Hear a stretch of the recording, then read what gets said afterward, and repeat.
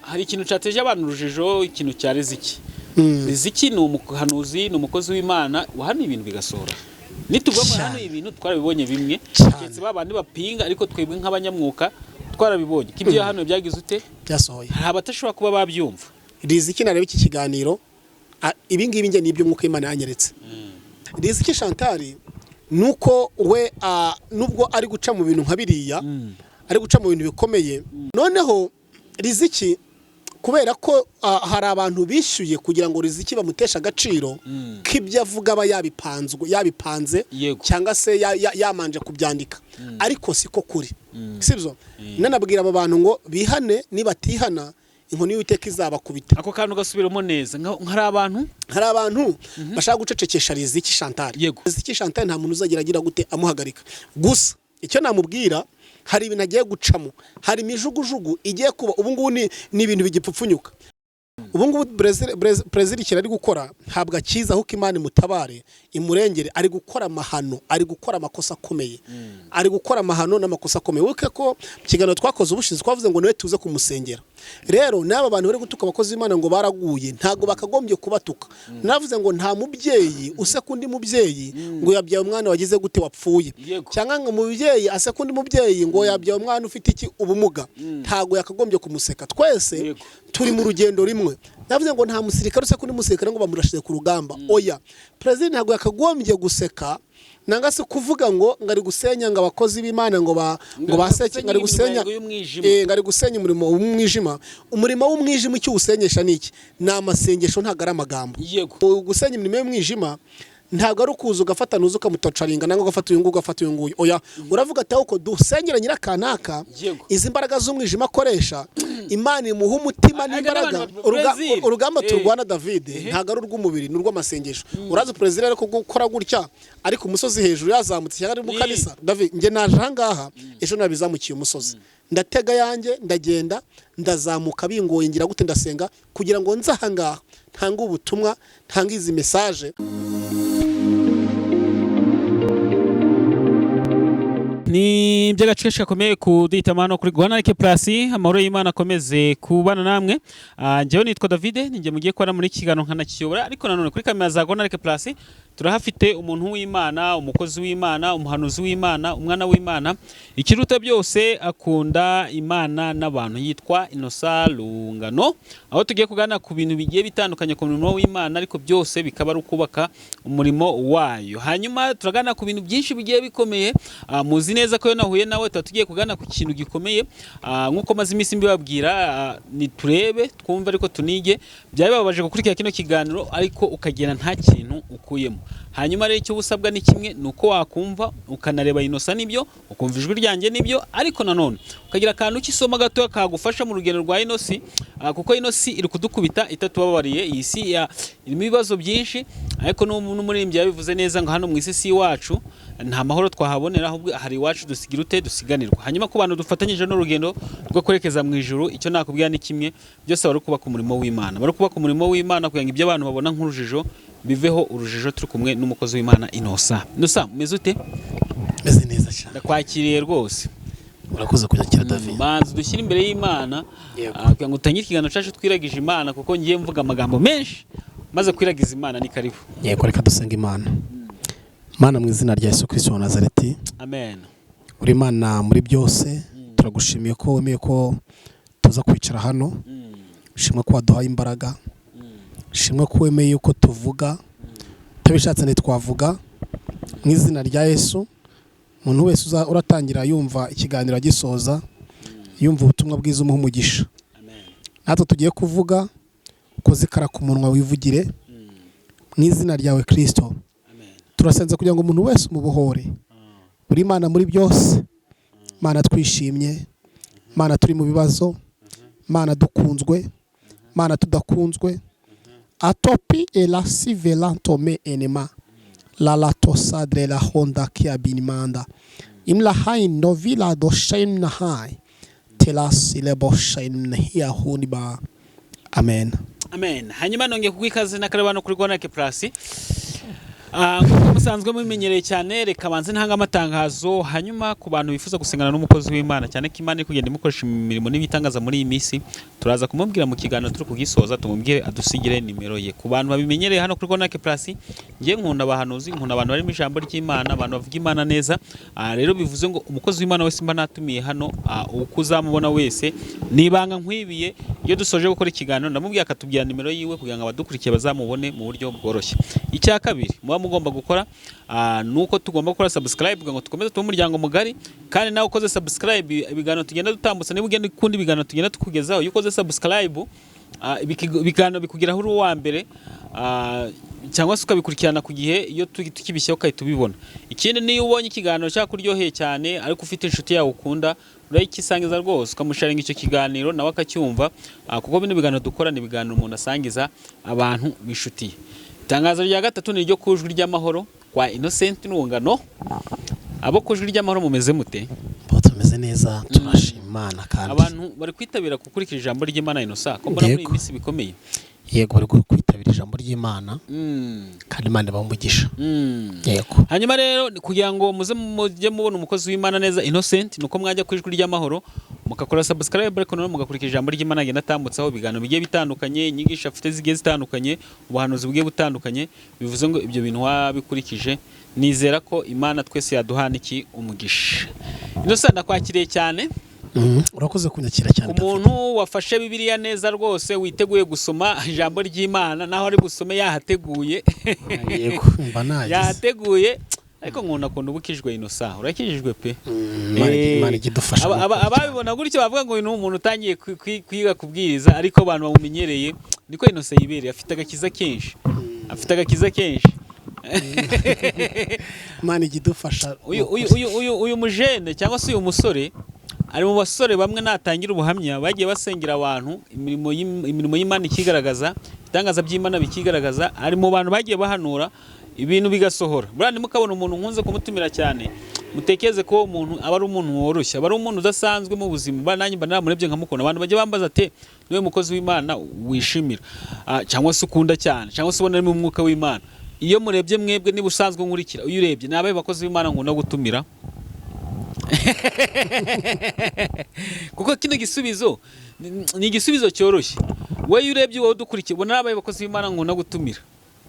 Ino urabazi? Reka kukinsubiza. Ntago ndi busubize.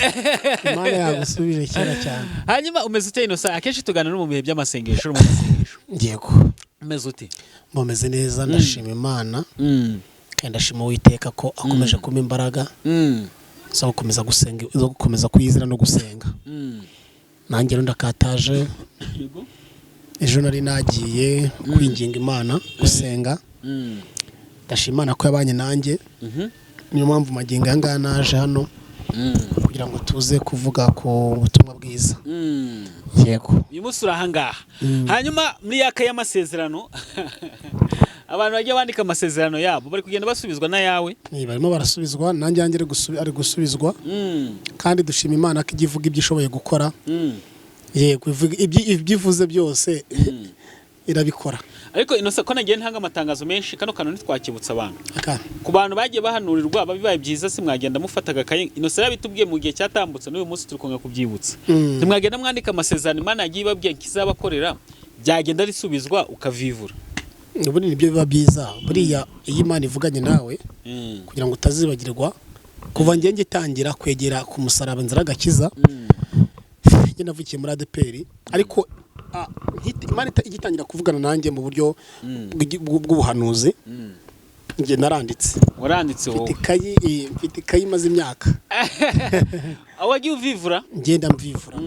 Nanjye hari ibintu byinshi bagiye bampanurira, bimwe nagiye mbivivura, hari n'ibikomeye ntari navivura, ariko niteguye ko biba. Nukuri. Hari n'icyo bambwiye gikomeye cyo ntari navivura, kandi nizeye ko zizakivivura vuba cyane kiza. Hari umuntu wampanuriye iminsi yashize, ndetse mfunge kano kantu neza. Aha, nsoje kugafunga. Hari umuntu wamanuriye mu minsi yashize, arambwiye atari umuntu ugiye kuzagwa gift y'imodoka.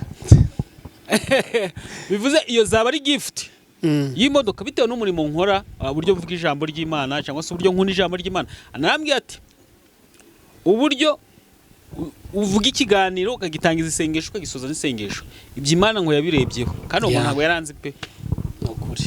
uyu modoka ugomba kuyibona ibyo ni ukuri yambwiye ngo umuntu uzaguha gift y'imodoka kandi ngo umuntu uzaguha gift y'imodoka nkazaba ari kuzingura ibyo nyine hari ukuntu Imana ikora ibintu reka ndeke kubivuga ariko iryo sindari vivura uracyaritegereje kuko sindabona umuntu wa gift ntabwo yambwiye ngo ni imodoka nzigura njyewe yambwiye ngo ni gift mwami ndategereje gusingira icyo wambwiye ni kenshi nakumvisha umutima wanjye urakwizera umutima wanjye urakwizeye umutima wanjye urakwizeye Kako wasanga ushimishwa nuko ngubwi ubwo buhanuzi bwanjye uyo barashimishe kamubwiye n'abantu nibazabona bampaye gift mwabantu mwe kugira ngo muzamenye ko Imana ikora ntago nzi ngo bizaca kuri inde umuntu w'Imana nezezwa wenda gira ikintu basobanura aho ngaho abantu kugira ngo basobanukirwe neza ino nyinshi bakubivuga simbisobanure neza dusobanura nk'abantu bazadukurikira bagasanga iyo gift ndi kuyihabwa bazibike ko nabivuze abo bose bazibuke yuko David ya Imana yamubwiye ko izamuha imodoka kandi imodoka ikabimuha ari gift ubu Imana irimo irategura umuntu ndetse ikamucira n'inzira ikoroshya n'umutima we ikawumenagura kugira ngo azabashe kurekura iyo gift buriya uretse umwuka w'Imana ugira kuri benshi ariko abawumvira ni bakeya yego abantu benshi bumva ko nk'umuntu akaruva ati ndashaka ibi ngibi mu binkorere ndashaka ibi ngibi ndashaka ibi ngibi abantu benshi barabyumva ariko umutima uvuga ngo I have to support him ndafite kuba nabafasha gufasha uwo muntu uwo mutima ntawugire bikanga rero iyo bimeze gutyo Imana ifata itegura uwo muntu ikamuha n'umutima wo kuba yagira gute yabyemera kuba yarekura bene kugira ngo asohoze ayo masezerano sibyo uwo muntu rero Imana ijya imurinda ikamurinda mu bibi byose Satani ashobora kuba yategura kubera iki uwo muntu muri projet y'Imana imufiteho irashaka kuzamukoresha ibyo abandi bageze gute bananiwe niyo mpamvu umuntu w'Imana ufite gahunda nziza ufite imitekerereze myiza ufite ko umurimo w'Imana waguka ugatera imbere abantu b'Imana bakishima Imana iramurinda hahandi n'ikibi cyaba kigiye kumusatira Imana ikimukubitira kure twakuri Imana igitanga ingabo nyinshi zigapfa ku bw'uwo muntu rero turabyizeye cyane kandi nta gushidikanya ibyo ngibyo uzabibona imodoka yawe uzayibona uretse n'imodoka n'ubugingo uzabubona nabwakiriye hanyuma abantu babyumve neza twe dushaka kuvuga nk'umuntu sibyo yego age twe dushaka kuvuga ngo ni nk'umuntu wenda ni umuntu uzaturuka kuri abantu babyumve neza kakano kantu ngasobanura Imana imbwiye ngo ngiyewe kwitewe n'umurimo ukora nzaguha gift iyi modoka ntago ariyo nzigura abantu babyumve neza nubwo nagura imodoka 10 ntabwo nzaba nakabonye icyo gihembo cy'Imana yanjye hano ku isi hazaba harimo gift gift niba itari yaza nzaba nyitegereje abantu babyumve neza dushobora gutekereza ngo ni umuntu wakure ugasanga biciye mu bahanuzi nagiye nganira nabo none cyane rwose ino sa nabandi bakiteranya Imana ikabagira neza aho batari kigenda cyane nanjye kanayigura cyane rwose na ino sa kayigura mwabantu mwe ntago tuvuze umuntu wakure cyangwa se Imana ikaba ari n'umuntu wahize inzira z'Imana zirenze imyanya ya supanete divi zirenze imyanya ya supanete kandi ahantu hose ngo nahani mukwayo cyane kandi uriya Imana igiye gukora nigikoresha n'umupagani none se cyane n'abapagani Imana irabakoresha abapagani wewe umupagani akagenda agasinda kankurikira rimwe agahita akizwa agahita avuga ati kubw'iki kiganiro nkoze uyu mukozi w'Imana ari za Nyagatare niyo yagiye gukora ibiganiro kandi n'uwi Musanze ndashaka kuma transport Imana izampa umugisha abantu bokira abana mayetaje umugisha tabita ninde ni tabita bisobanura Doruka uwakoraga imirimo myiza yego byakozwe no mu 1936 Petero azura tabita yazuwe nuko yagize imirimo myiza yagaburiye abantu yambika abantu ngariko igihe kiragera ararwara araremba biravuga ngo bigiraho apfa bivuze ngo imirimo myiza ukoze imirimo myiza ugakorera Imana ntibyatuma utagera mu bigeragezo aho ko ugeze mu bigeragezo hari ikindi kintu hari indi mbaraga hari ukundi kwibukwa n'ijuru kuza kukagukura muri bya bindi bitewe nuko wageze gute nuko wakoze tabita rero we David ngo yararwaye araremba ngo abantu bose yagiriye neza abo yambitse abo yagaburiye abo yahesheje agaciro baragenda kwa tabita baravuga ati nago byumvikana Mana bararira ninde uzongera kutudodera amakanzu ninde uzongera kutugaburira ninde uzongera kutwambika ninde uzongera kutuba hafi terasira bonema ko twajyaga tugiye gusenga twahata tukabona ibyo kurya yego tuzongera gucaye mana we ngamarira barayarira ko yarate musi uyu musozi twajya gusengeraho kiyo wagiragiye wakabanza kagwa amazi uzamukana ku musozi nizongera kuduha amazi ninde uzongera kudutegera ko yabuhaga tukabona amatike tukajya ku murimo w'Imana bizagenda bite bararira Imana irebye sanga iyo ngingo urumvikana ngingo yumvikanye rero Bibiliya avuga ngo nuko hari umugabo witwa Petero yarari Yopa bwari bugufi bw'iruda birambwira ngo nuko ngo abagabo babiri batuma kuri Petero baravuga ngo naze vuba ngo naze hano wenda Imana akorera hari ikintu ishobora gukora wawundi uyu muntu akongera akagira dute akabaho ngo bamutumaho bamutumyeho ngasanga umudugudu wose wahuruye undi ari umuntu w'umumaro ushobora kugira ikibazo abantu bose bagahurura bitewe n'icyo arabamariye buriya kugira amafaranga David buriya nanjye reka mbivuge we na hano abantu bankurikiye babyumva mfite abamere batatu yego ariko hafi y'aba sorry mfite abamere batatu ariko hafi y'abantu bose bagiye bacana kuri Rwanda Reke TV abo bamere batatu bagize ikintu babakorera kuri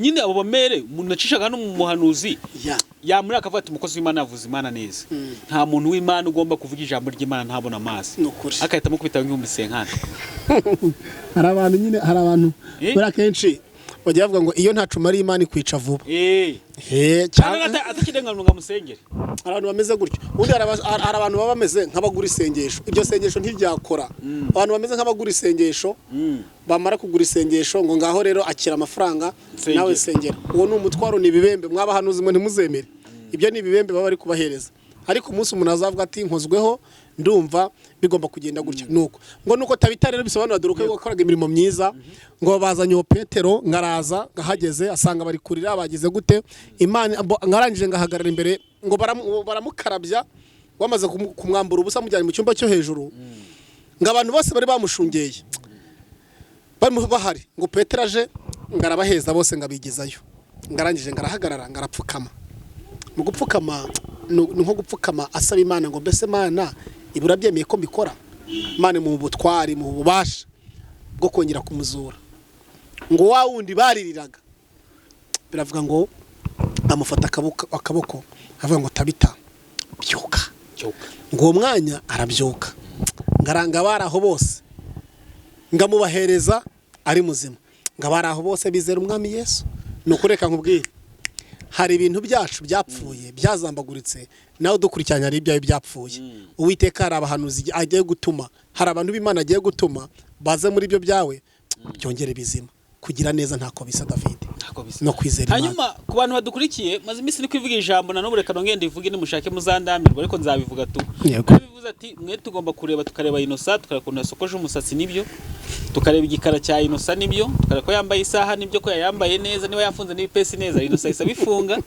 ariko nyuma yo kureba ibyo ngibyo tukumva yego nibyo kwa twumva neza nibyo abari kubyumvira mu matelefone mu headphone n'iki maspeaker agiye atandukanye ariko igikomeye kirimo tukiga kagiye ikintu bidusigira kigo biragatsindwa kwiga mu ishuri ukamaramo imyaka 3 n'itanu umwaka wose ukanasibira yego siba birababaje hanyuma reka twitangire ikiganiro cyacu cy'uyu munsi ubujye tugiye gukoramo ikiganiro Innocent umurimo w'Imana mu uyu munsi ukubona gute umurimo w'Imana ntago byoroshye cyane ku bakozi b'Imana katwivuge ku bakozi b'Imana kuko we n'abantu bamanze babyumve neza kabanza kino kintu ngivuge ngi navuze ko ntazaza gusenya umukozi w'Imana kabone nubwo yateshutse mu nshingano akazivamo ariko byibura yaguye yarigeze kugira ute guhanura cyangwa se yaguye yarigeze guhagarara gukorera Imana yarigeze guhagarara ntago umuntu ashobora gutubura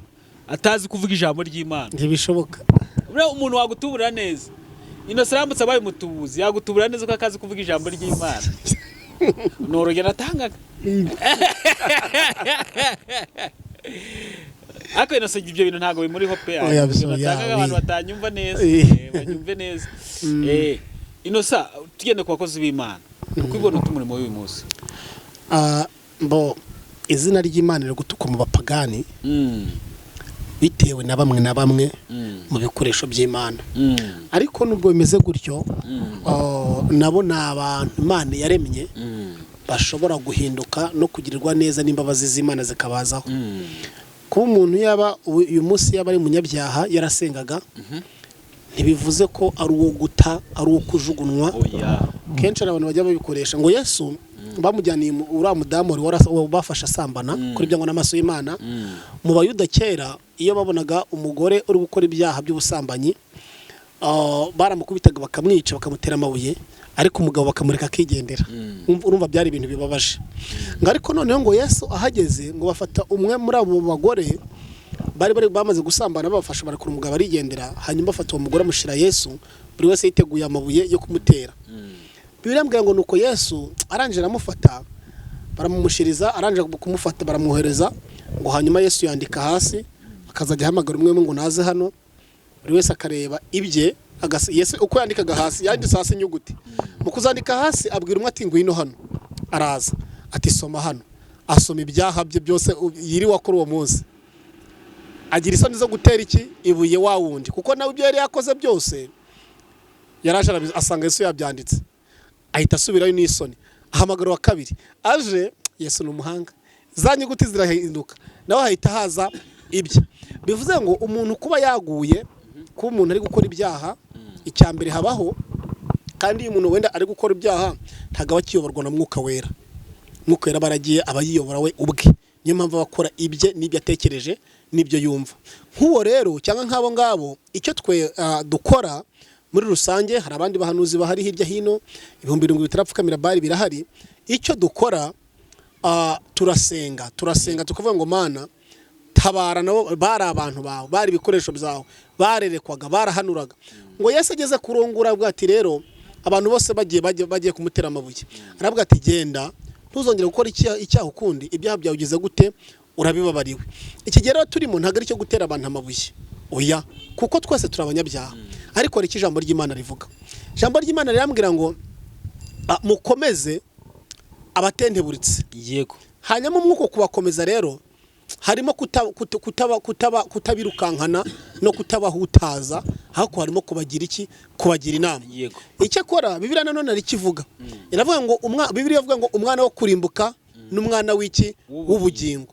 Umwana w'ubugingo uramubwira akumva, karuta nubwo atahita bikora ako kanya, ariko akabazwa nibyo yagize gute yakoze. Urugero, ntabwo umwana w'ubugingo ari ukuvuga ngo ni wawe uri gusenga cyane ngo urukwereka cyane, ashobora kuba ari mu byaha, sibyo, ari kubikora, ariko ari umwana w'ubugingo. Uti gute?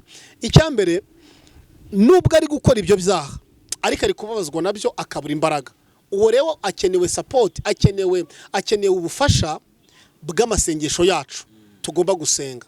Uwo nguwo akeneye ubufasha bw'amasengesho yacu tugomba kugira gute gukora. Ariko umwana wo kurimbuka David, umwana wo kurimbuka, numva umwana wo kurimbuka harimo n'abashumba bashobora kuzarimbuka, ariko harimo n'abandi nyine bashobora kuzabona ubugingo buhoraho. Umwana wo kurimbuka iyo umubwiye ngo iki ni icyaha acyumva vuba, iki ni ikizira abyumva vuba akanagutuka. Umwana wo kurimbuka iyo umubwiye ngo iki ni icyaha abyumva vuba, rwose itavuga ati se ibi ni ibiki uri kuvuga hano, nese kubera iki uri kuvuga ngo ibyo uri kubizana hangaye kuri iki, ngo nanjye ngo ndi umuhanuzi, ngo nanjye ndi umuvuga butumwa, iki ni icyaha iki sico. Nyine kubyumva biragorana umwana wo kurimbuka. Ariko umwana w'ubugingo iyo umubwiye arabyumva akarizwa nabyo, atari ko Mana wambabariye, ibi bintu bikarangira. Niyo mpamvu twe tugomba gufata umwanya tukabasengera, twamara kubasengera ikongera gukora ibindi birenze. Uziko David hari ibyo dukora twewe, hari ibyo dusenga Imana ikabikora kubera ko twasenze, Imana igatanga agakiza kubera ko twasenze, akagira abantu igahereza.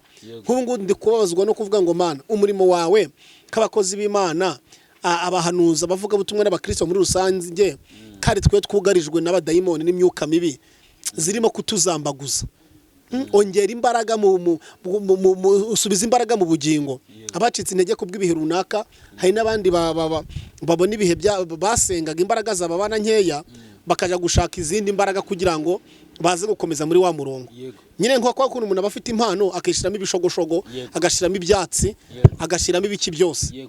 urumva ubwo rero mwuka w'Imana akigendera hagasigara umuntu ari kugendana ibishogoshogo n'ibikindi byose ariko twewe ko nari ukuntu bivuga nkumva rwose babikabirira nk'ibishogoshogo ni kwa kuntu umuntu afite impano ugasanga nyine ni ibishogoshogo yarigende gasigarana ibishogoshogo gasigarana ibishogoshogo rero twewe turukurizwa nje ndikurizwa n'abandi dushize hamwe ndikurizwa nkababazwa cyane nk'uko umuntu ashobora kuvuga ngo nyirakanaka ikosore isubireho gutya na gutya ukumva umuntu ahise avuga ameze nk'umufana w'uwo muntu kandi byakagombye kuba bimeze gutya uyu munsi ushaka kumbwira ngo Innocent ibi bintu ndabona bitameze neza sibyo ndabona bitameze neza bigomba kugenda gutya wene twakora nk'ikiganiro gutya wabyandikamo hakaba haze nk'umuntu umeze nk'umufana wanjye ariko nge nta bafana ngira agahita yandika ngo tuvire kuri Innocent wacu ngo tugirire guta njyewe ndafite kugira gute gusenga byana ngo ukanampamagara ukambwira nanjye ngomba kukumva cyane ariko nanjye niba nkubwiye ngo ibintu bimeze neza ntabwo wavuga ngo ushaka imbaraga z'umurengera z'umubiri kugira ngo urusheho kurwanya iki ijambo ry'Imana nko kurwanya ubutumwa bwiza sibyo David rero muri ibi biragoye kandi birakomeye ariko bantu b'Imana dusenga ni dukomere kandi duhumure mu ijuru hari Imana dusengera abantu bose kugira ngo Imana irengere ubugingo bwabo hari n'umuntu umwe wigeze kumbwira arambwira ngo mbese nko kubereka abakozi b'Imana bamwe basigaye bakora ibintu bitari byiza ngo bagatanga amafaranga ngo bakabihereza abantu ngo batabavuga imbene abo ngabo ubundi igikoresho cy'Imana n'umuntu gihagaze mu murongo iyo abonye ibitero bibaye byinshi ntago tugiye kuvuga ngo ni bakana ntago turabasobanura ni kana ariko iyo ibitero bibaye byinshi ku bakozi b'Imana runaka n'abandi runaka iyo ibitero bibaye byinshi icyo bisabwa niki birasaba kugira ngo apfuke amasenge ndetse anagire gute yiyirize David kuba mfata ibihe buri cyumweru nkafata nk'iminsi 3 nkafata iminsi 4 nkafata iminsi 5 nkafata iminsi 3 suko ngiye kurya byananira sibyo ariko ndavuga ngo ibihe turimo biragoye ibihe turimo biraruhije nta mwanya mfite ngiye wo kwicara gutyo nta kintu ndimo gukora mba ndi gusengera abantu mba nazamutse umusozi mba ndi gusoma ijambo ry'Imana mba ndi kubwira Imana ngo mbese nditwara gute muri ibi bihe kugira ngo Imana impe imbaraga no kunyobora urumva David rero iyo umuntu biravuga ngo amaboko adakora Satani arayakoresha umukristo udasenga Satani aramukoresha yego niyo mpamvu rero nta kindi gishobora kudutsindishiriza ntabwo guhanura byonyine bihagije kubwiriza ntago bihagije no gukora ibitangaza ntago bihagije ahubwo ijambo ry'Imana no gusenga ibyo ngibyo nibyo bizagutsindishiriza ntago uzatsindishwa ngo hanuye byinshi nangasoje uko ijambo ry'Imana rizadutsindishiriza ndetse niyo mpamvu Imana izakorana natwe kenshi cyane kubera ko dufite ijambo ry'Imana muri twe twasengera abantu bakaza kugira gute kubohoka tugendeye ku byanditswe byera kuba nafata indege nkajya i Burayi nkakata Canada nkakata Australia nkakata Benin nkakata hehe icyo si igisobanuro cy'uko umurimo w'Imana ndi gukora uko byakagombye aho kuko nakagombye gukora umurimo w'Imana neza ni bande nazanye kuri Kristo bahindutse kubera ngewe ni bande baciye bugufi ya kubera ngewe Imana yanyujije mu butumwa bwiza kugira ngo butambuke rero hari igihe umuntu wumva avuga ngo mvuye Canada mvuye Australia mvuye muri Kenya mvuye Bugande ati haleluya haleluya aho hose wagiyeyo wakoze iki niwe musaruro Imana yagutumye niwe musaruro wazanye abantu rero bari kugenda bakarya misiyo bakibagirwa kuvuga ubutumwa bwiza yego tubwira abantu ko nibihana bagomba kubazagubwa neza ariko nibatihana ibihombo akaga n'amakuba bizabazaho ariko icyaba cyiza kurushaho nuko twagusengera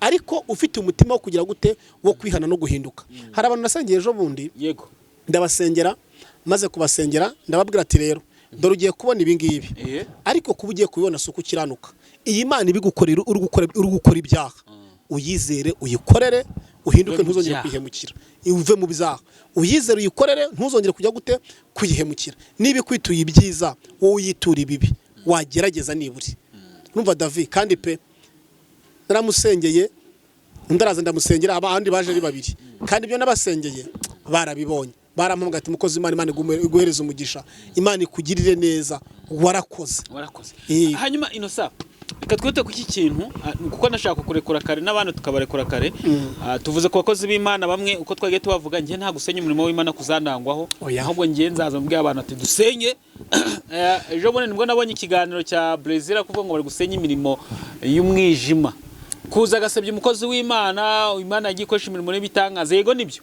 yaraguye yagiye kwijandika mu bindi ariko ngo Brazil we ngari gusenya umurimo w'iki w'Imana. Brazil rero ushobora gusanga we umwijima yego ngo y'umwijima. Brazil ushobora gukora ni kwa kundi David umuntu abaze ngari gusenga ariko bikazaba nko kwa kundi Mateyo 25:45 Bibiliya ivuga ngo benshi bazavuga ngo twarasengaga twarahanuraga ngo ariko izavuga ngo mumva imbere sinigeze mbabona. Ubu ngubu Brazil kirari gukora ntabwo akiza aho Imana imutabare imurengere, ari gukora amahano, ari gukora amakosa akomeye, ari gukora amahano n'amakosa akomeye. Wibuke ko kiganiro twakoze ubushize twavuze ngo niwe tuze kumusengera. Rero n'aba bantu bari gutuka abakozi b'Imana ngo baraguye ntago bakagombye kubatuka. Navuze ngo nta mubyeyi usekundi mubyeyi ngo yabyaye umwana wagize gute wapfuye, cyangwa ngo mubyeyi asekundi mubyeyi ngo yabyaye umwana ufite iki ubumuga, ntago yakagombye kumuseka. Twese turi mu rugendo rimwe. Navuze ngo nta musirikare usekundi musirikare ngo bamurashije ku rugamba. Oya, president ntago yakagombye guseka nanga se kuvuga ngo ngari gusenya ngo abakozi b'Imana ngo baseke ngari gusenya ngari gusenya umurimo w'umwijima. Umurimo w'umwijima icyo usenyesha niki ni amasengesho ntagara amagambo. Yego cyo ni kimwe. Iyo usenze cyane ukavuga ngo Mana kusenya umurimo gusenya imirimo y'umwijima ntago ari ukuza ugafata nuzo ukamutocaringa nanga ugafata uyu nguyu ugafata uyu nguyu. Oya, uravuga ati uko dusengera nyirakanaka izi imbaraga z'umwijima akoresha Imana imuha umutima n'imbaraga. Abantu babyibuke neza kano gastoreka nanjye nkababwira Petero abizi ko Petero agira uducenga twinshi. Yego ngara ahantu hamwe ngo Petero mwabanye ngo batutse Yesu ngo nawe bakutse Yesu wagize ute. Yego Petero ngahita afata nk'inkote yari afite ahita yikurayo. Mu bwoko bwa Petero rero bari bo abazirote. Abazirote bari bemere kurwanisha inkota. Ibyo ayikuye ngahita ko bitugutwi abagize ute awukuyeho. Agukuye Yesu yagije amubwira ati Petero we have ngafata kwa gusubiza. Aramubwira ati reka cyane. Intama ntago ari yiki ntago urugamba turwana ntago rw'umubiri ahubwo n'urw'umwuka. Yego ubutumwa kuri Brazil urakoze cyane ubutumwa kuri Brazil bwatambutse. Urugamba turwana David ntago ari urw'umubiri n'urw'amasengesho. Uraza Brazil ariko gukora gutya ariko umusozi hejuru yazamutse cyangwa ari mu kanisa akavuga ati tugiye gusenga tugiye kwinginga dusenye imyuka mibi. Nge gahunda kandi pe ni Imana yabimbwiye haguruka usengera abantu bakoresha imyuka mibi imbaraga z'umwijima. Uko uzarushaho gusenga niko nzarushaho kubinjiramo ndetse no gutandukana n'imbaraga z'abadayimoni. Abantu benshi gukoresha amabonoma arangira ariko twe tugomba gusenga. Uyu munsi banyita ko wenda ntari mwiza mbabangamiye ariko igihe cyose igihe bazaba bamaze guhambuka bazavuga ati warakoze. Imana izabaha revelation izabaha amayishurirwa bavuga ngo buriya cyagiye buriya David dusenga bishaririye ariko dugasubizwa biryohereye reka tuve kwa abantu ya president narikiraho nahagarare bakozi b'Imana bantu turi mu rugendo rujya mu ijuru mwoka byaramwe nibura umunyamwuka ndakwinginze wikongera gutuka umuntu w'Imana wikongera gutuka umuntu w'Imana ko yaguye wikongera kumubwira ngo umutesha agaciro muri rubanda ahuko pfuka musenge iyirize gira gutena David nge naje hangaha ejo nabizamukiye umusozi ndatega yanjye ndagenda ndazamuka bingoye ngira gute ndasenga kugira ngo nzahangaha ntanga ubutumwa ntanga izi message hanyuma mara kuzitanga nanasengera abantu none mara kubasengera no gutanga ubutumwa byose hari abantu baraza kugira gute guhambuka. Uyu munsi hari abantu bafite ibibazo bitandukanye, hari abantu bafite ibibazo bigoye, hari abantu mu kazi bitamerewe neza, hari abantu bakomerekejwe n'abahanuzi, hari abantu bakomerekejwe n'ibiki byose ariko ndi hano kugira ngo dufatanye dusenge Imana igusubizemo imbaraga wongere ugire Imana ikizere mu bahanuzi kuko abahanuzi nta kizere mu kibifitiye ariko Imana ishoboye byose mu buryo bwose bwo kuba nasenga igakoresha ikinjira mu muntu hanyuma kongera akagirira Imana iki ikizere. Ubu umuhanuzi ntakigira agaciro nta n'ijambo kigira kandi buri umuhanuzi rero kubahwa yari wo kubahwa. Abantu bategaga hari aho batega indege bakajya kure umuhanuzi. Kera umwami w'Isiriya witwa Hamani yagiye muri Isiraheli afata urugendo rw'iminsi irenze 6 aragenda afata ingamiya afata amafarasi ajya kureba umuhanuzi Elisa aho yarari muri Isiraheli. Ndagira ngo nkubwire ngo byamufasha igihe byamufasha umwanya aragenda ajyayo baramubwira ati urakirira ahangaha biragenda gutya. Urumva kera abahanuzi bagishwaga inama n'igihugu kikavuga ati none biragenda bite ariko iki gihe na mudugudu ntiyakubwira ngo umurogoro umuhanuzi ntiyabyemera. Imana idufashe rero iduha ibihe biruta ibya mbere biruta ibya kera aho iduha ibihe bidasanzwe. Imana ishimwe. Hanyuma Innocent reka twinyaruke ku iki kintu, hari ikintu abantu bari kuvugaho cyane cyateje abantu urujijo, ndetse ngiye nkakivuga ko ari ikintu kimaze kuba kibi cyane, ariko nanone kinakomoza ku murimo w'Imana. Abantu banyumve neza, ngiye no kuba ku murimo w'Imana, ntago ndi gusenya imyijima. Uyu murimo ufite David, naguciye buryo uvuga, uyu murimo ufite nyirawo. Buriya umukapita yubakisha inzu ahibereye, aho bitandamye ashaka kukureka wagera hejuru akavuga ngo ibi bisenye, kandi ntuhembwa cyane. Ni kimwe rero uyu murimo dukora turi gusenga, ariko nyiri umurimo arahibereye, kandi ntagashobora gutirimbuka ngo agende, arahibereye. Niyo mpamvu ibintu byose byubatswe n'abantu n'imyuka mibi azabisenya, batangire bundi bushya. Urakoze cyane. Hanyuma reka twigiye ku iki kintu, Innocent karame. Hari ikintu cyateje abantu urujijo, ikintu cya Riziki. Riziki ni umuhanuzi, ni umukozi w'Imana, wahanuye ibintu bigasohora. Nituvuga ngo hano ibintu twarabibonye bimwe, cyetse babandi bapinga, ariko twebwe nk'abanyamwuka twarabibonye. Kibyo hano byagize ute? Byasohoye. Hari abatashobora kuba babyumva. Riziki ubu ngubu nka gushaka kwicwa, ngo bari kumwirukangaho. Sinzi warakurikiye ibintu bya Riziki, warabikurikiye? Mbongeye mbikurikira mu mwuka, ntabwo mbikurikira mu mubiri, uko mu gihe ndimo gusengera abantu mu buryo butandukanye. Ntabwo numva nukuri ibiganiro, ntabwo njya mbyumva. Cyenzi iyo ndatanga ikiganiro, ntabwo njya mfungura ngo ngiye gufungura ikiganiro ngo kugira ngo numve ibyo bari kuvuga hirya ari kuvuga hino. Ngiye ndasenga nkuko Imana kanyobora, haba mu kiganiro ndi gukora, haba mu byo ngiye kuvuga, nkuko Imana kanyobora. Hanyuma Riziki Chantal, ntabwo wenda turavuga ku bintu byinshi byo, ariko Riziki Chantal ni umwadeperi maze igihe kinini kitari gitoya. Kandi hari abantu benshi ikintu muri iyi minsi ntazi neza. Njye ntago nzi amakuru ya Riziki, ariko aha umuntu wamvugisha hamwe ngo Riziki aracyari umukobwa we. Riziki aracyari umukobwa, kandi oya ntago David biravuga ngo kwirinda kwitonda ukarindira byemeza umutware. Riziki Chantal Imana yangeretse hari ubukwe yari afite umuntu ukomeye ashaka kugira ngo amushake. Riziki Chantal Imana iragira gute? Iramubuza. Riziki nareba iki kiganiro, ibi ngibi nge nibyo mwuka Imana yanyeretse. Imana ibuza Riziki Chantal, iravuga ngo oya byihorere. Hari igihe kuba umuntu atarashaka, hari igihe Imana ireba umuntu ikavuga ngo uyu nguyu impano namuhaye nuko ameze, uyu nguyu nibahura azamugusha, azahita amugusha ibyo gusenga bivemo. Kandi ubutumwa bwanjye namwemereye buriya David, uko Imana inkoresha nkavuga, hari undi utavuga nkuko mvuga, hari nuko nanjye ntavuga nkuko undi muntu agira gute avuga. Buri wese aruko Imana yagize gute yamuhamagaye nuko imukoresha. Rero Imana yitegereje Riziki, ibona ko nta wundi muntu ushobora guhagarara muri uriya mwanya ataraboneka wa Riziki. Hanyuma reka twihute twagiye kuri Riziki, twatugiye kwinjira mu buzima bwe, tureke kubujyamo. Bya bintu bya Riziki urabivuga iki no warabyumvise? Biriya bya Riziki rero, aho kongeye amasengesho nasenze, dore ikintu cyavuyemo gikomeye. Riziki Chantal nuko we nubwo ari guca mu bintu nka biriya, ari guca mu bintu bikomeye, Imana mu bihe byashize Imana yamujyanye Australia. Riziki arangije ajyayo avuga ubutumwa bwiza, arangije aragaruka. Iyo ashaka yari kugumayo, ariko Imana iramubwira ngo katugaruke. Misiyo yawe yo kuvuga ijambo ry'Imana ntabwo irarangira, kandi ntiteze kurangira. Uyu munsi yavugira aha, ejo ikavuga ati none genda jya harahiriye. Aragaruka, amaze kugaruka avuga ubutumwa bwiza nanone. Noneho Riziki, kubera ko hari abantu bishyuye kugira ngo Riziki bamutesha agaciro k'ibyo avuga, aba yabipanze cyangwa se yamanje kubyandika, ariko siko kuri. Sibyo? Nanabwira aba bantu ngo bihane, nibatihana inkoni y'Uwiteka izabakubita. Ako kantu gasubiramo neza. Hari abantu bashaka gucecekesha Riziki Chantal, bitwaje ko avugisha ukuri, akavuga ibiriho byose, ashaka gusenya ndetse no kudashigikira ibintu bitari kugenda neza. Rero bamwe mu bantu b'ibikoresho bishura abandi kugira ngo bavuge Riziki Chantal nabi, banamusenye, ntiyongere kugira gute, ntiyongere kuvuga. Abapagani ntiyongere kuvuga, barishyurwa kugira ngo Riziki Chantal bagire gute, bamuhagarike. Ndagira nkubwire ngo David, uko byagenda kose umurimo ufite nyirawo. Riziki Chantal nta muntu uzagira gute amuhagarika.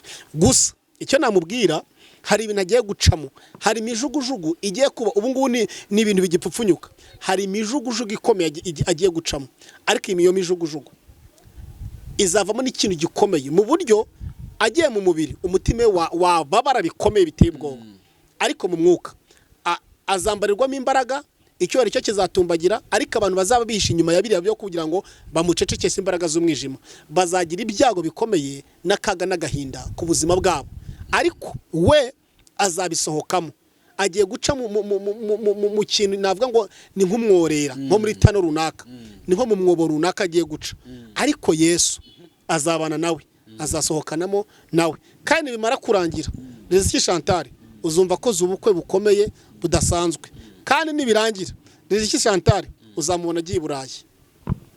ubwo n'ubuhanuzi bwa Riziki, ubwo n'ubuhanuzi bwa Riziki ndakubwiza ukuri. Yego no muri minsi acecetse cyane Riziki, guceceka ni Imana yamubwiye ngo aceceke, ntabwo ari uko bimeze gute. Imana iramubwiye ngo aceceke, ajya avuga uko Imana igize gute imubwiye. abavuga ko ashaka kwicwa si abavuga ko ashaka kwicwa rero ni mu buryo bw'aho ntabwo namenya ngo babivuga gute, ngende kuvuga ibyo Imana yambwiye, ubwo hari uburyo bari gushaka kuvuga ko ashaka kwicwa, ari guhigwa, gusa nyine ari guhigwa mu buryo bwo kugira ngo acecekeshwe, nyine bamucecekeshe. Ibyo by'abandi byo bari kuvuga ntago bindeba, kuko Imana ntabwo yabimbwiye kubivugaho, nta nicyo nabivugaho.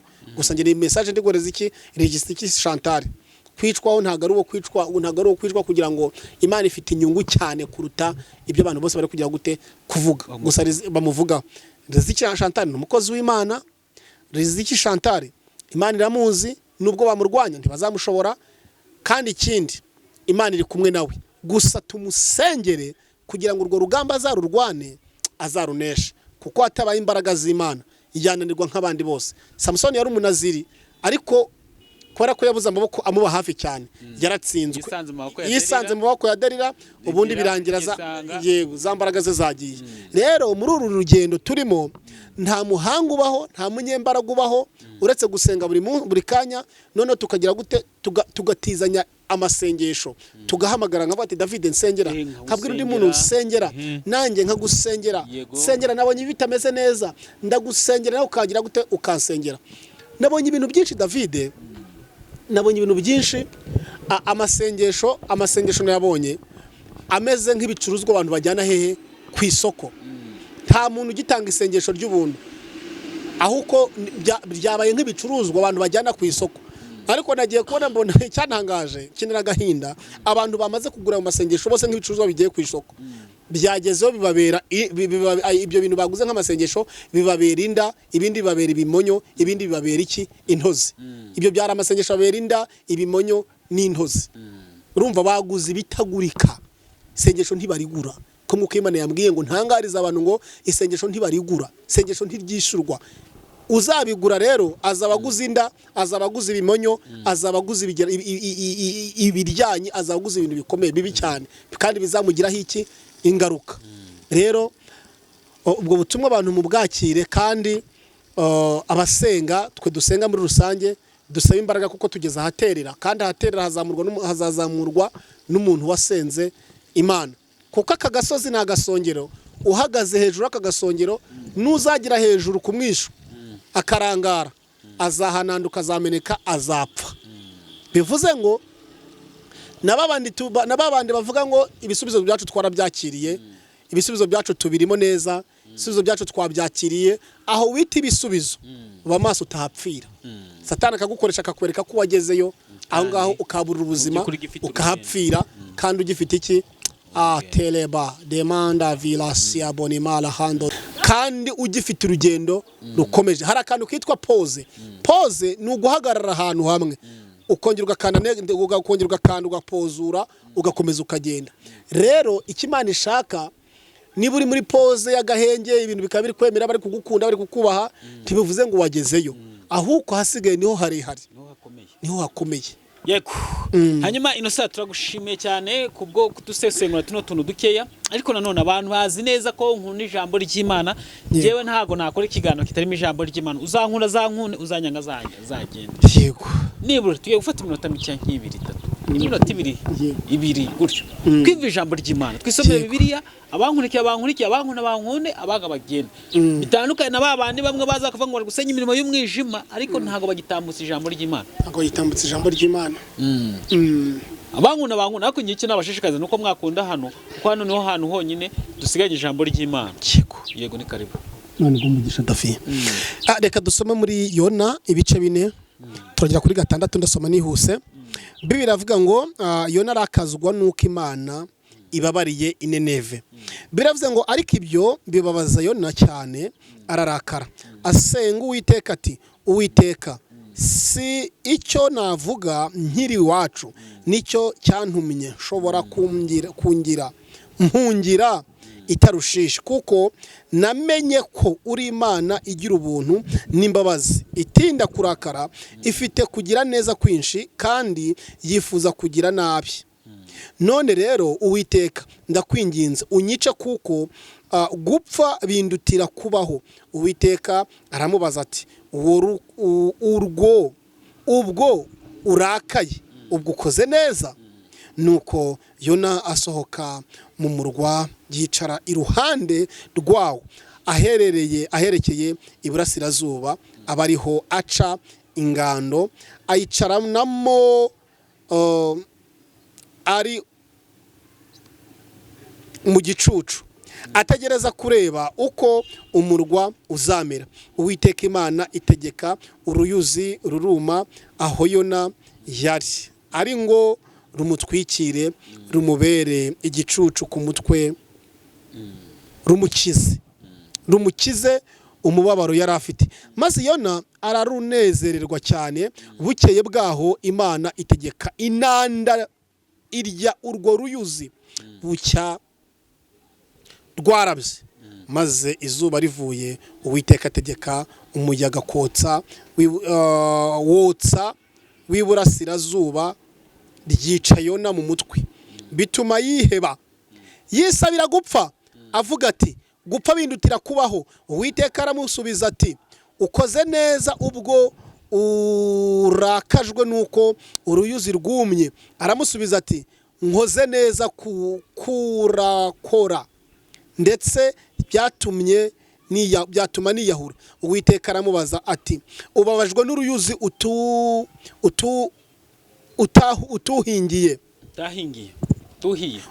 utihingiye kandi utamejeje uruyuzi rwameze nijoro rimwe kurindi ruruma. Ngewe se sinari nkwiriye kubabazwa n'Nineve uwo murwa munini urimo abantu agahumbi n'inzovu ebyiri basaga batazi gutandukanya indyo n'imoso hakabaho n'amatungo menshi. Imana ishimwe cyane. Ndatekereza umunota umwe n'igice urangiye kavuga ndi masegonda 30 rero. Yego masegonda 30 nta kibazo. Yego Bibiliya iravuze ngo umunsi umwe Imana ituma Yona Nineve ngabwira ubwoko bw'Imana ko bagomba kwihana kuko nibatemana mu minsi 40 hagomba kugira gute hagomba kurimbuka. Bibiliya irambwira ngo nuko Yona ajyayo amaze kugerayo aricara yitegereje itarushishi ngo arareba neza ategereje kuntu Nineve hagiye kurimbuka. Muri iki gihe rero hari abantu benshi bitegereje abakozi b'Imana kuntu bagiye gukorwa n'isoni bagiye guseba bigiye gukomera bigiye gucika ari uzasanga umuntu Rwanda kuvuga ati abakozi b'Imana murapfuye murarangiye bigize gute. Bibiliya iravuze ngo nuko birangiye uyu mugabo bita Yonasi akomeje kwitegereza Uwiteka asanga abantu b'Nineve bihannye bisubiyeho baretse ibyo bakoraga bambara ubusa baravuga ati Mana tubabarire. Bamaze kubabarira uwibaga ntiyongera kwiba, wasambanaga ntiyongera gusambana, wagambanaga ntiyongera kugambana, watukaga Imana ntiyongera kwituka, wasebyaga mugenzi we ntiyongera kuyisebya. Ngo Imana igira iki? Imana igira imbabazi. Icyamba natwe twakundanaga gusebanya bikarangira, kubesha bikarangira, gusambana bikarangira, gusinda bikarangira, kuroga mu mutima bikarangira, kwica ku mutima bikarangira, amahana akarangira. Uwiteka yagira imbabazi akaza mu bahanuzi muri rusange, akaza mu bashumba bavuga utuma baririmbye ma Kristo ndetse n'abapagani babona iki agakiza kadasanzwe. Biravuga ngo Uwiteka yitegereje abona ko bamaramaje aravuga ngo aba bantu bakwiye iki imbabazi. Yona ararakara arakaye aravuga ati nkivi wacu nari nzi kuri umunyempuwe nenzi kuzabababarira, niyo mpamvu nashatse guhunga, ariko none dore urabihinduye. Kubera iki ubigenjeje gutya? Kubera iki bigenze gutya? David, dufite abantu bari kwifuza ko Imana yaduhana, ko Imana yadukubita, ariko siko bizagira gute, siko bizagenda. Reka mbabwire, mwihane muhinduke, imbabazi z'Imana ziracyagize gute, ziracyariho. Imana ibwira Yona, iravuga ngo yewe Yona ngo wese yicara mu gicucucucu, izuba riramukubita, Imana itimeze uruyuza ku kanya, ruramutwikira, mu wundi mwanya ruba ruvuyeho, rumaze kuvaho, Imana yikubita izuba ryinshi ryotsa umucanga utwika Yona, aritotomba, aravuga ati kuba ari uruyuzi rwumye. Imana ibwira Yona, iravuga ngo none kubabajwe n'uruyuzi utateye utuhiye, nge nabura kubabazwa n'abantu banje gahumbi bari bagiye kurimbuka. Umva nkubwire, nubwo ukubabara ngo abantu b'Imana nibarimbuke, abantu b'Imana ngo bahanwe, abantu b'Imana bagira gute, bagiye guseba, bagiye kwanama, nibahinduka siko bizagenda. Ntabwo bazanama, ntabwo bazaseba, ntabwo bazakorwa n'isoni, ntabwo bazirukanka, ntabwo bazasabiriza. Abantu b'Imana imbabazi z'Imana ziraje kandi zije kubabarira. Wowe wemeye guhinduka, wowe wemeye guca bugufi, atopi elasive n'amanda, wowe wemeye kwemera ngo Imana ikuyobore, Imana igiye gukora ibikomeye, Imana igiye gukora ibidasanzwe, imbaraga z'Imana zigiye kukuzaho. Reka imyuka mibi, fata umwuka w'Imana. Reka gusebanya, fata umwuka w'Imana. Reka kwiyobora, reka Imana ikuyobore, kuko aho ikujyanye ni heza kuruta aho uri kuva. Imana ishimwe. Tala bonevanda sile boshaini na haile manda. Urimo kurwana n'imbaraga zikurusha ubushobozi, ariko ari imbaraga y'Imana ikomeye iruta ibyo byose.